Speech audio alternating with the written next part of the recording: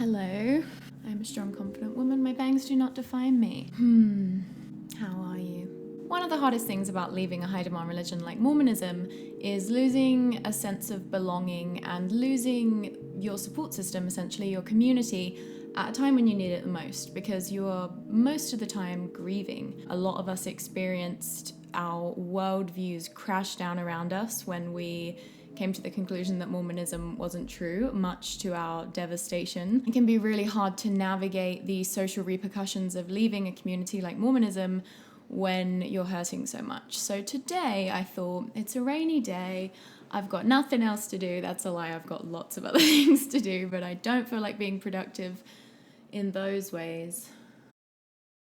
Death looms ever closer. We've got 30 years of worsening climate, whatever we do. I thought we would sit here and unpack together some of the problematic, ignorant, hurtful, or just annoying things that believers will often say to people who are leaving Mormonism. And I just want to caveat by saying that I've said a lot of these. I hate to say it. And I hope to be able to discuss these with empathy for both sides. Let's dive into this. So I asked you guys on Instagram, what are some of the most hurtful or annoying things that believers have said to you since you've left the church? And this is what you said. First one, a familiar gem for many of us. Your light is gone. I miss the old you that used to be a sunshine to everyone. When I was in Mormonism, there was a big emphasis on this idea that Mormons look different from other people. They radiate a kind of light that even people who don't know anything about the church notice. You know, we all heard those faith-promoting stories in church at conference about people who don't know anything about Mormonism being like, why are you so different? Why are you so radiant? I'm pretty skeptical of a lot of those stories. I do think that Mormons can often adopt a hyper-pleasant, I'm coining that, a hyper-pleasant facade that other people do pick up on. I think it's not uncommon for people who are not Mormon, who don't necessarily even know that much about Mormons, to see them as very friendly people, very pleasant. So yeah, it's kind of a common idea in the church that you radiate this special kind of light when you're Mormon. And it can be very hurtful to hear from loved ones that they believe that light is gone from you, because implied in that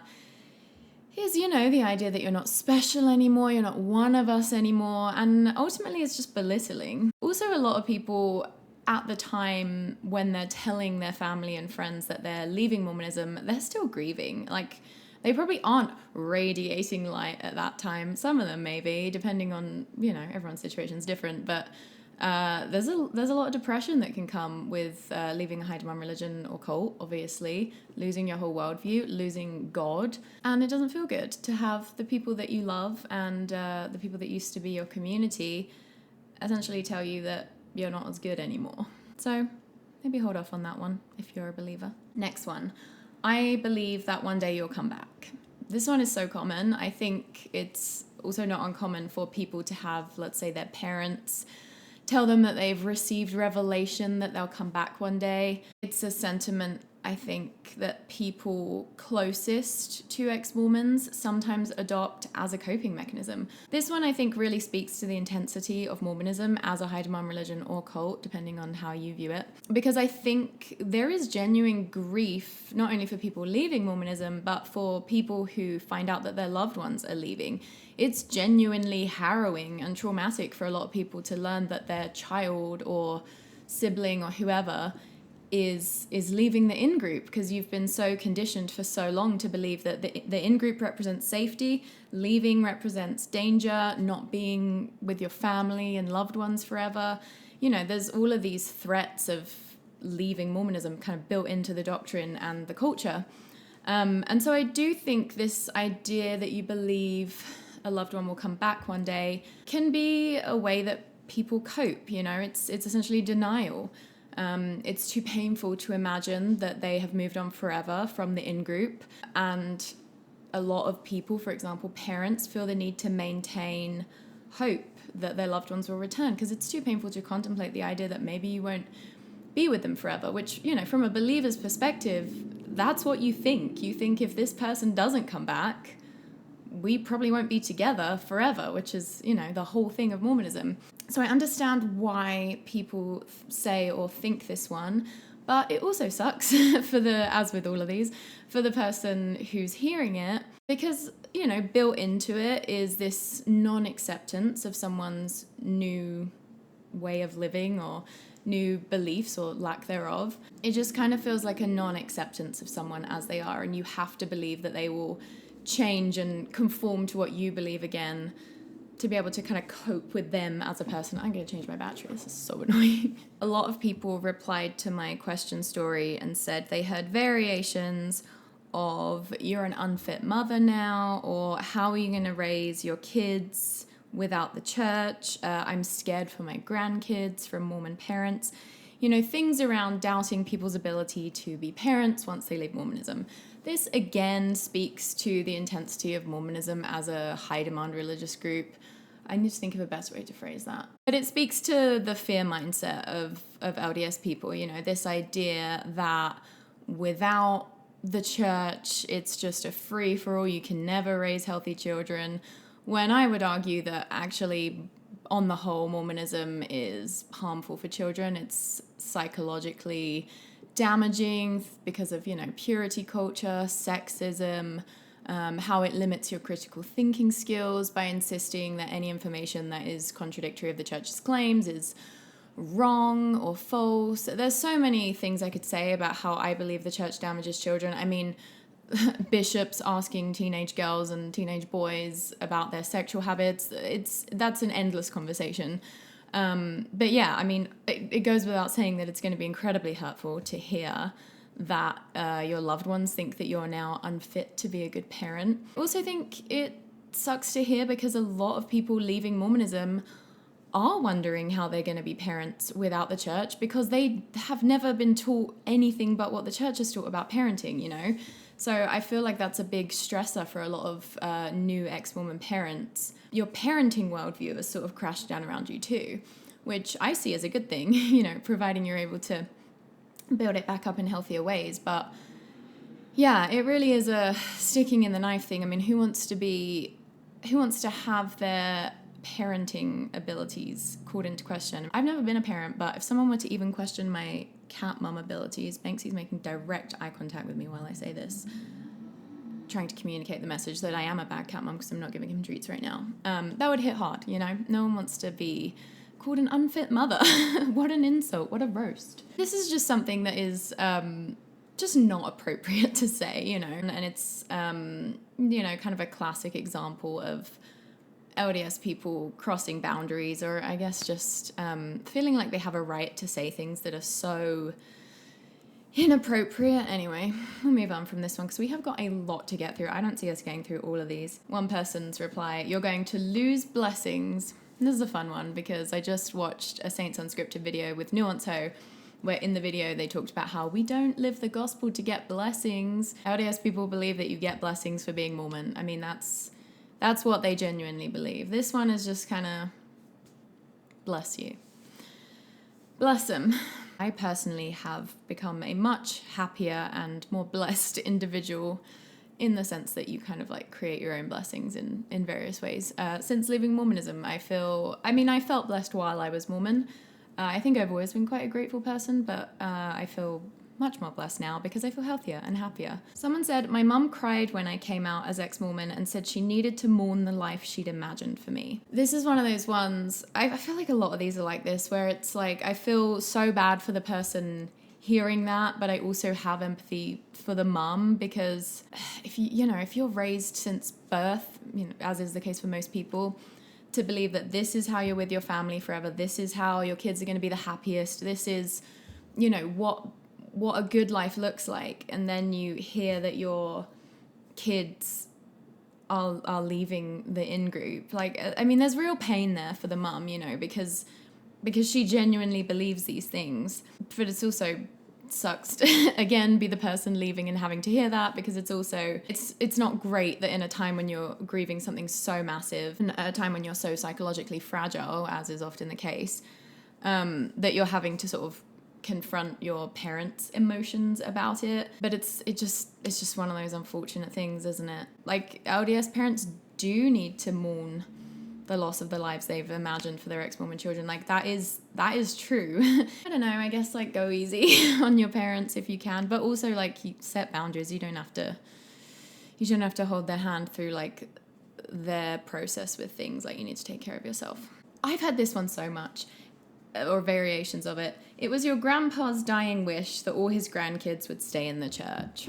And it's like, yeah, it was my granddad's dying wish that England would leave the EU. Just because an old person as they're dying wants something doesn't mean that you're obligated to do that thing. Or, you know, this is essentially just emotional manipulation.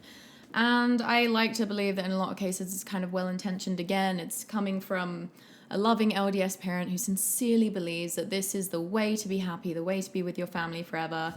But it's just shitty. Don't use dying relatives as emotional coercion tools to try and convince your kids to come back. I also just, it's not effective. It's not effective. Another common one, I feel like these are all common.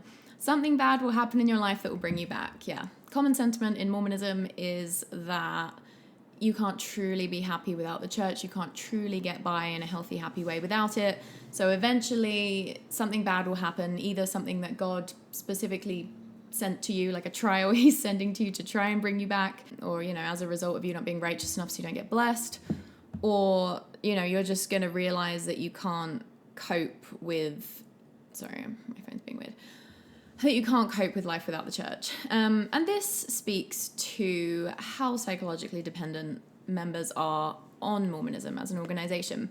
I think in their minds, they truly cannot fathom how one could cope outside of this organization after having been in it and known the truths of the gospel. So in their mind, this is how things play out. There's a lot of delusions that believers have about ex-Mormons, and this is not surprising because former members of high demand religions and cults are the most effective way to get people out.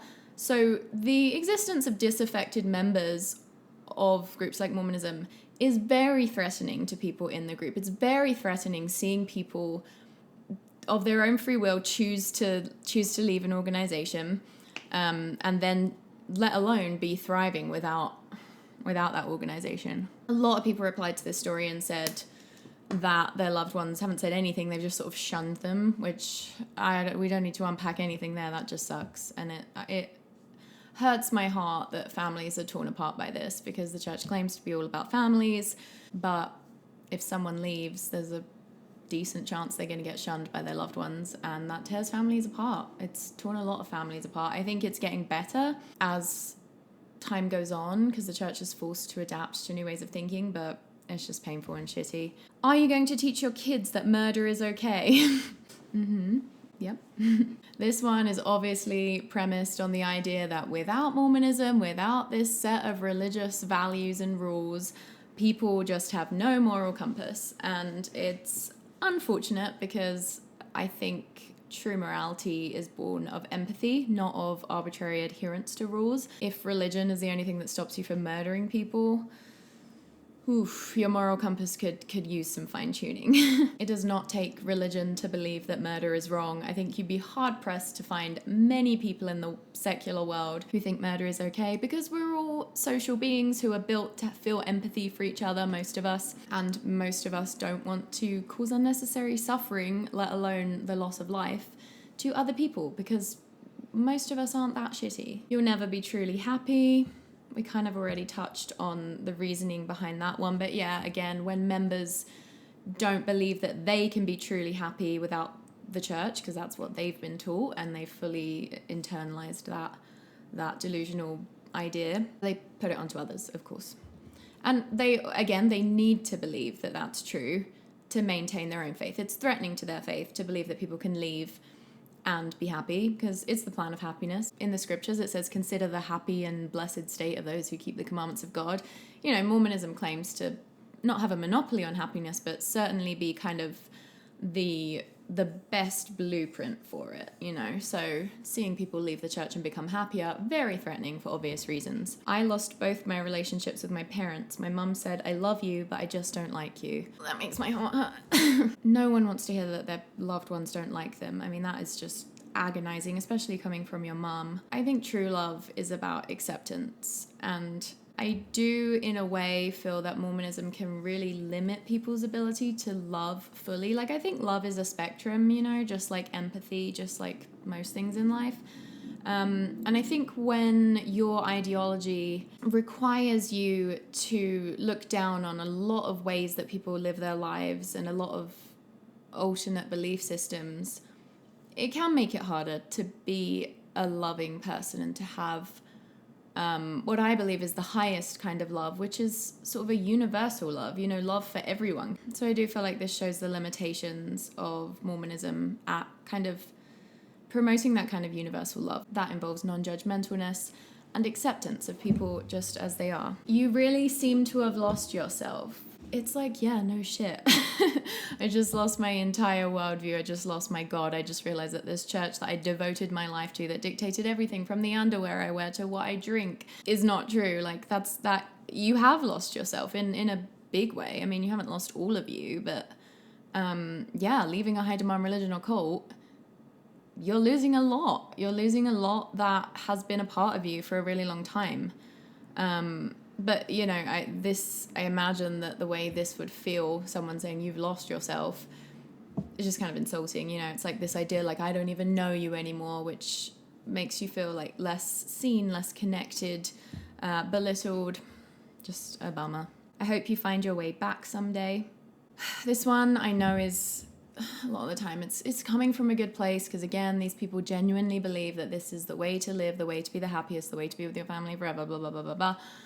So it can be well-intentioned, but it is also just belittling to hear someone like tell you what they think is best for you, essentially. I think it's hard not to hear that as like, I mean, I'll like you more if you come back, or, you know, the way that you're most lovable and acceptable to me is if you come back. Keep questioning and researching. God has a path for you, even out of the church. The keep questioning and researching, I mean, that's cute, because it implies that more questioning and researching will lead you back to the church, I assume, is behind that. And I think a lot of the time it's easy for believers to say that because they're not, it's kind of like a last ditch thing you can say, like, oh, well, if you research more, then you'll come back. But it's built on the idea that that Mormonism is true.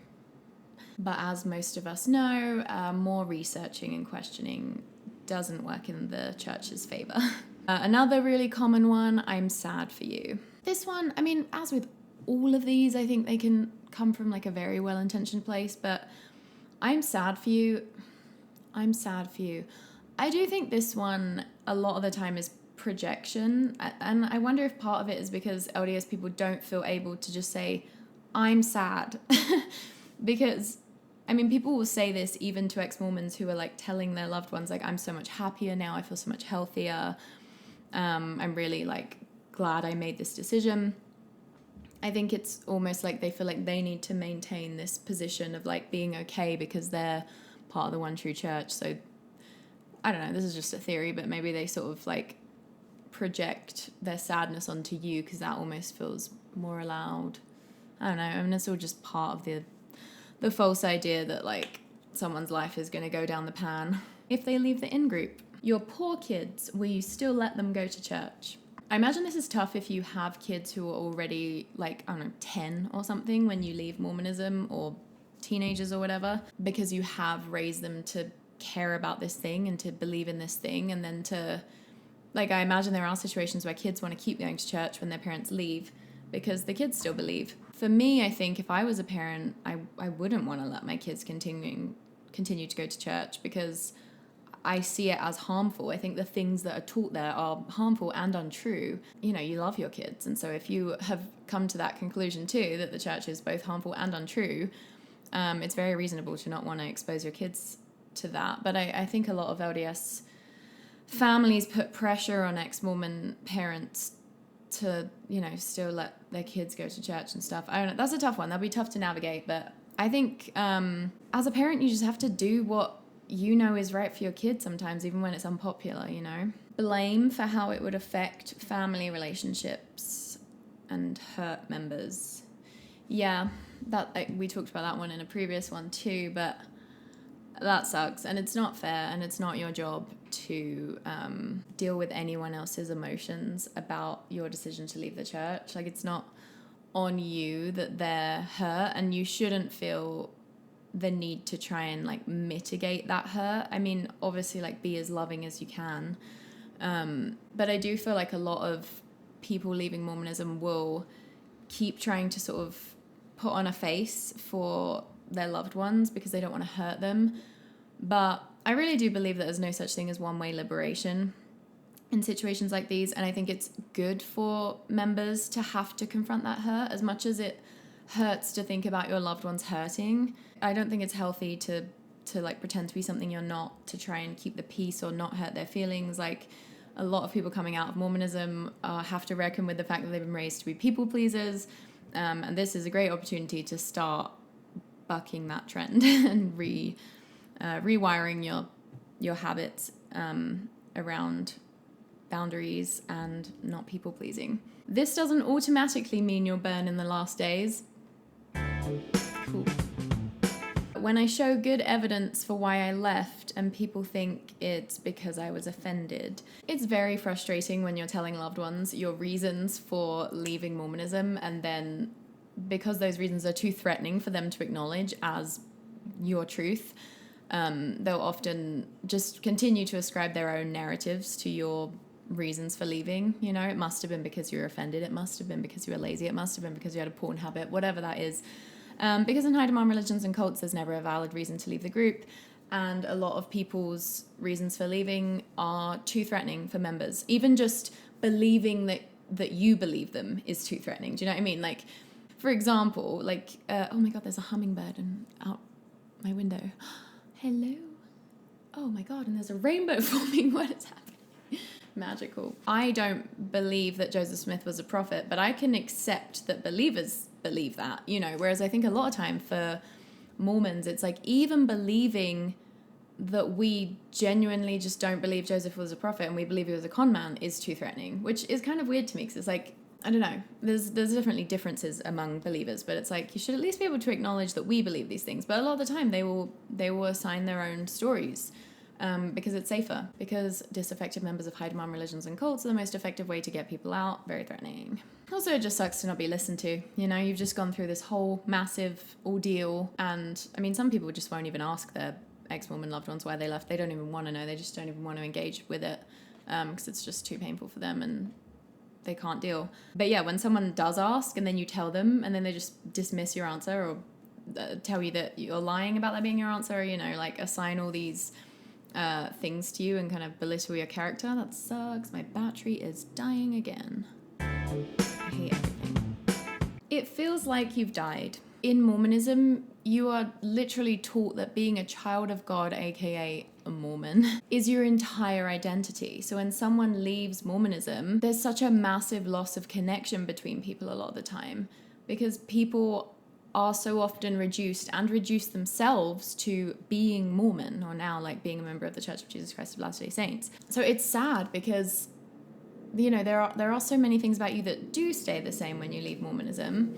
Like, I mean, you are still the same person. You've just, you know, just changed in certain ways. But it shows how much believers are not able to sort of see people outside of just Mormonism. And like, your identity is like you're either in or you're out, you know, and people that are out are often just reduced to these like caricatures of a human. I've talked a lot about how this way that believers need to characterize ex-Mormons as all these negative things, you know, like weak or lazy or whatever the thing is, like the narratives that believers ascribe to ex-Mormons that aren't true most of the time, like that's dehumanizing, because it is reducing human beings to your concept of what they are based on the labels you ascribe to them, such as ex-Mormon, or that they ascribe to themselves. I understand why a believer would say it feels like someone died, because they can't see you outside of the frameworks of Mormonism. Am I doing a good job talking about this? I appear happier since leaving the church, but it isn't true happiness. Yeah, that gem. Of course, again, the idea that someone could be truly happier outside of the church is too threatening for believers. So once again, they have to transform someone else's truth into their own narrative. They have to assign their own narratives to the situation to feel safer within themselves. My dad told me that I'm selfish for not considering how they feel before leaving. I don't know about you guys who are ex-Mormon, but I don't think that many ex-Mormons don't consider how their family and friends are going to feel about leaving. That is a massive part of grappling with a faith crisis and the realization that the things you once believed are true are not true. People, in my opinion, go way overboard thinking about their family's feelings a lot of the time because they're so scared of being seen a certain way. They're so scared of hurting their family members. And Mormonism does kind of promote this idea of families that is very, like homogenous, like you all have to think the same. It's like codependent to like tell your kid that they're selfish for not considering how their parents feel about a decision that is like their own. But I get it. I don't know if believers just, do you think that believers just genuinely think that ex-Mormons don't think about that? Like all the ex-Mormons I know have been like crippled at the thought of having to tell their family and hurting their family. Someone else's response, I didn't have enough faith. I mean, if faith is things which are hoped for but not seen, fair enough, but it's not just a case of people losing belief in Mormonism because they don't have enough faith in things that are hoped for but not seen. It's like they've seen all this evidence that the church's truth claims are not true. You can like kind of deal with that up to a point. Like cognitive dissonance works to do what it can to get you to, stay faithful to your existing beliefs. That's how we're all wired, to protect our most deeply held beliefs at all costs. But at a certain point, when you've seen your dad come in dressed as Father Christmas like 5 years in a row, it's like you have to call a spade a spade. Eventually the evidence stacks up and it's not even a question of faith anymore. Do you know what I mean? It's just like, this thing isn't true. And the standard of, it being beyond reasonable doubt that it's not true has been met. But again, it's easy for believers to say a lot of things like this because they oftentimes don't know how extensive and like bulletproof the evidence is that the church is not true. We left while my oldest daughter was on a mission. We were told it wasn't safe for her to come home. I don't know what to say about that. That's just so culty. It's so culty. Since I'm an atheist, I have no morals. My parents amounted my leaving to me just trying to fit in with the crowd. Yeah, because nothing says just trying to fit in with the crowd like leaving the community you've been raised in since birth, threatening your relationship with your loved ones, including your parents. Like, I don't know. I'm sure there are some people who leave Mormonism because they want to fit in with a different crowd than the Mormon crowd. But yeah, again, just a narrative that LDS people will ascribe to ex-Mormons. Oh, God. The reason I've miscarried or been unable to have children is because I left the church. Incredibly inappropriate. Don't say that shit. Oh God, a cousin told me I didn't deserve to have kids if I wasn't going to give them maternal family.